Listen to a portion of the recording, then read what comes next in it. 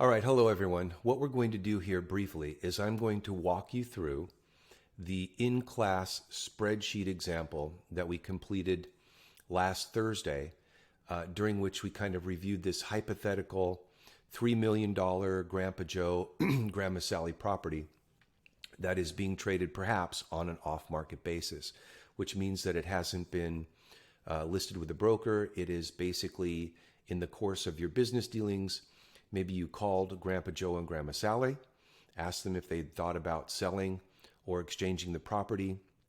In the course of this conversation, I think either Grandpa Joe or Grandma Sally or both said, yeah, we'd like to get $3 million for the property. And oh, by the way, here is some basic operating data for you that you've been able to glean over the phone during your conversation. All right. So now what we've done is we've basically said, okay, Grandpa Joe, I understand and I get it.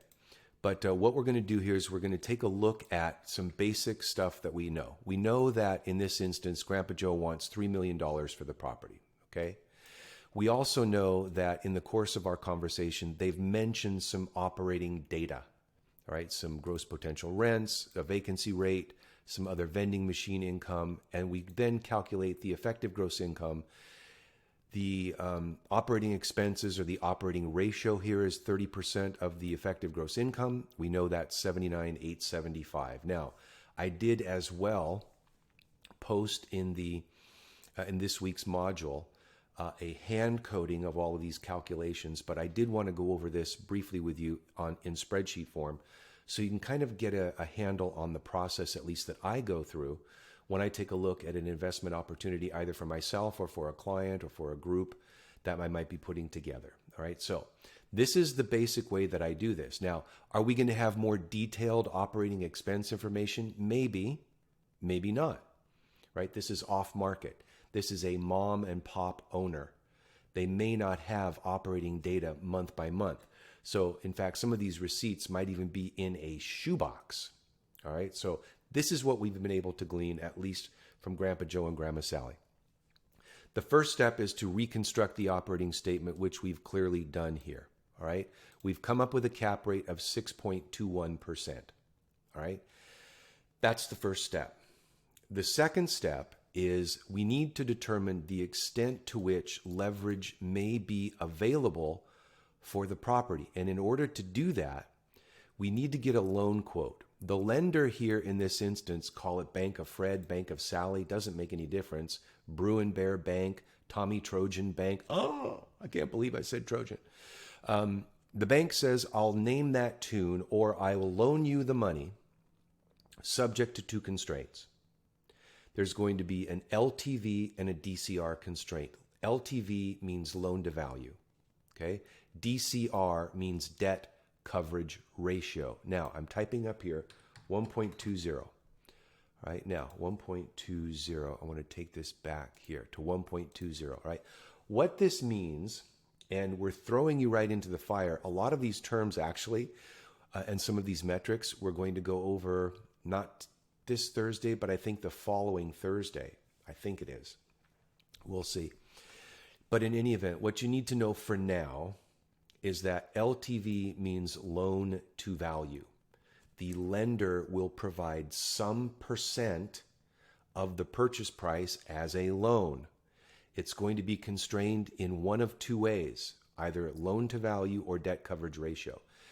The debt coverage ratio quoted here is a 1.2 DCR.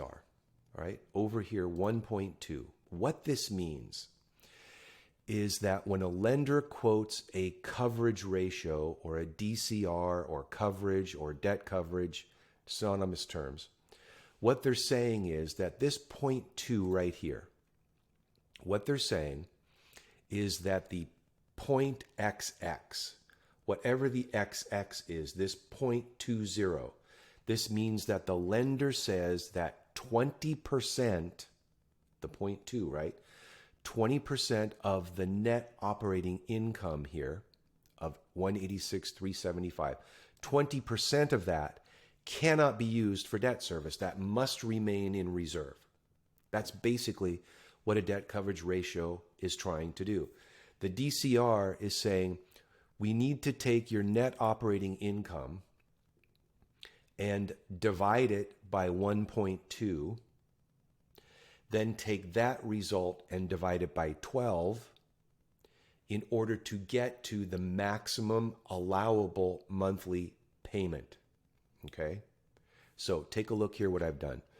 We said in the fact pattern that the rate is going to be, the interest rate is going to be tied to some index.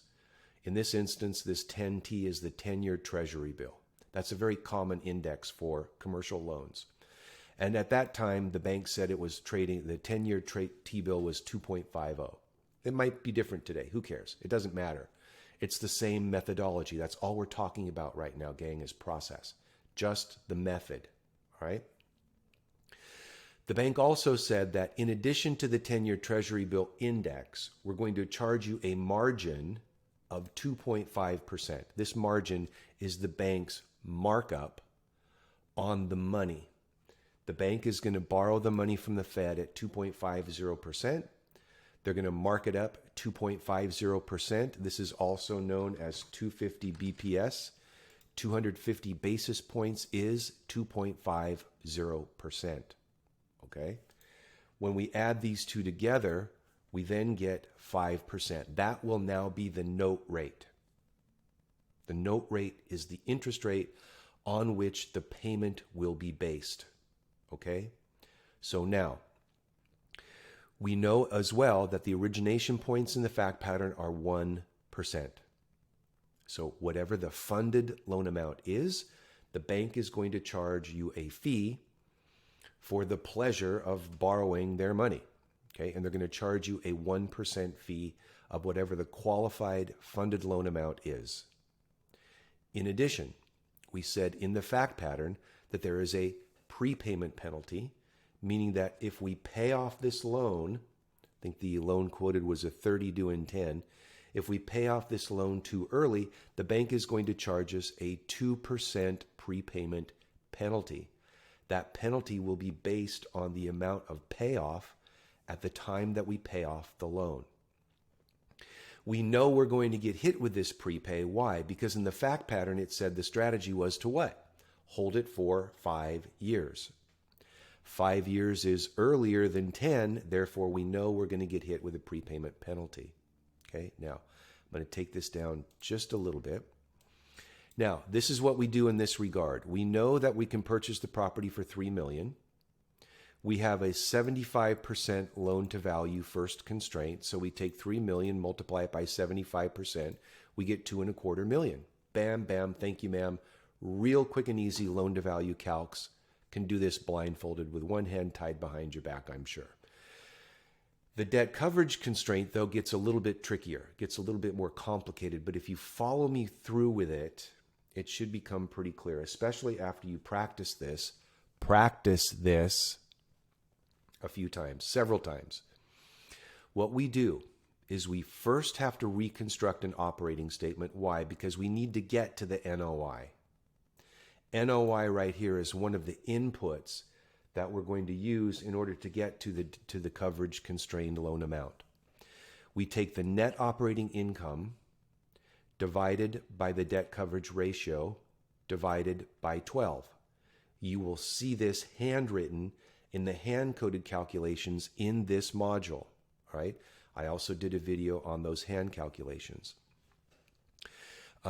So we know that the net operating income is $186,375. We know that the coverage is 1.2. That's in the fact pattern. We know that we divide that by 12. Therefore, the maximum payment allowable in this quoted scenario is $12,943 per month. What we're trying to do here is we're trying to get to what is my maximum payment. Okay, we just did that, $12,943. Then, what do I know, right? I know I must have at least 3 knowns to solve for any one unknown. We covered that in our very first class in the course.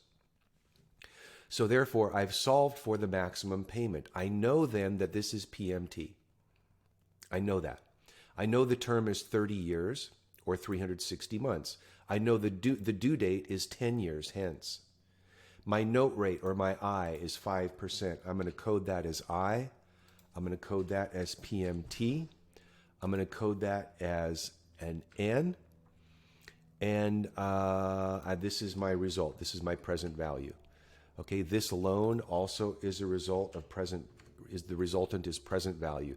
This is the maximum amount of loan that I will be able to achieve given either of these two constrained scenarios, either LTV or DCR. Okay? What else do we know? This is a present value, if you can see that up here. This is a present value calculation. Okay? This is just a result of multiplying 3 million times 75%. In this scenario, we have to plug in a present value calculation. Okay? We therefore know then that the loan to value constraint is less than the DCR constraint. 2.25 million is less than 2.41 million, even with new math. This is the lesser of these two amounts. Therefore, I know that the maximum amount of loan I can get on this deal at this loan program and with this rate is $2.25 million. I therefore have present value. I therefore also know that my N is going to be 360 months. My I is 5%. That's my note rate. I already determined that. Okay, I'm going to hold this for 5 years or 60 months. I have to then go through a couple of different calculations here. I've got to calculate the amount of the loan at time of payoff in order to add my 2% prepayment penalty. Okay, do you see this here? This amount here, the 2.107, is my amount of loan payoff plus my 2% prepayment penalty. Okay. I know that in the very beginning, I'm going to qualify for 2.25 million right here. So I bring that down here to the present value. I know that the lender is going to charge me a 1% fee. I've already determined that. That's part of the loan quote. So this 2.2275 is 99% of my present value, right? This amount here is 102% of my payoff. This adjusted present value is going to be 100% of my present value minus 1%, therefore 99%. Do you see how that works? My payoff is going to be greater than my total payoff is going to be, including the prepay, is going to be greater than my 60-month hold payoff because I'm paying it off early. The bank's going to hit me with a 2% prepay. I also know that my funded loan amount here of 2.25, if I impute the point, has to be 99% of this face present value. All right. Then to calculate the effective cost of debt, this is a rate function here in Excel.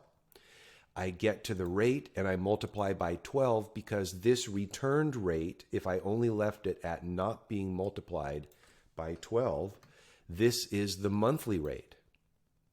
Okay. But I'm trying to determine the yearly rate. That's the effective cost of debt. So I have to multiply this rate calculation up here times 12 in order to get to the yearly percentage rate. My last and final step here is to take the cap rate less the effective cost of debt, and that gets me to my leverage. I know that the cap rate is 6.21 because I've already calculated it on the reconstructed operating statement. I know that my effective cost of debt is 5.57, call it, because I've done this in my determining the maximum amount of present value for the loan, right? Therefore, my cap rate less my effective cost of debt will equal then my leverage. If this were a negative number, we know we would have negative leverage. Because it's a positive number, even though it's less than 1, it's still a positive number. Because of that, I then know that my leverage is positive leverage. If this were 0, that would mean that my leverage would be neutral. the cap rate and the effective cost of debt in neutral leverage are equal. Okay? Always remember this in conclusion. Let me put it this way. Positive leverage is always good under all circumstances. Negative leverage is not necessarily bad, but if you read the articles posted at the week 3 folder in Canvas, you will know that we need to move it to positive leverage as soon as we possibly can. Right? That's the goal. Positive leverage magnifies our return on equity in a positive way. Negative leverage magnifies leverage in a negative way with negative leverage. All right? Neutral leverage, there's no effect. I would be indifferent on the financing in neutral leverage. All right, so I'm hopeful that that kind of explains it a little bit better. That then concludes our walkthrough of the week, I think 3 spreadsheet. Is that week 3? Week 3? I think it was week 3. I'm hopeful that helps. I'll see you all quite soon.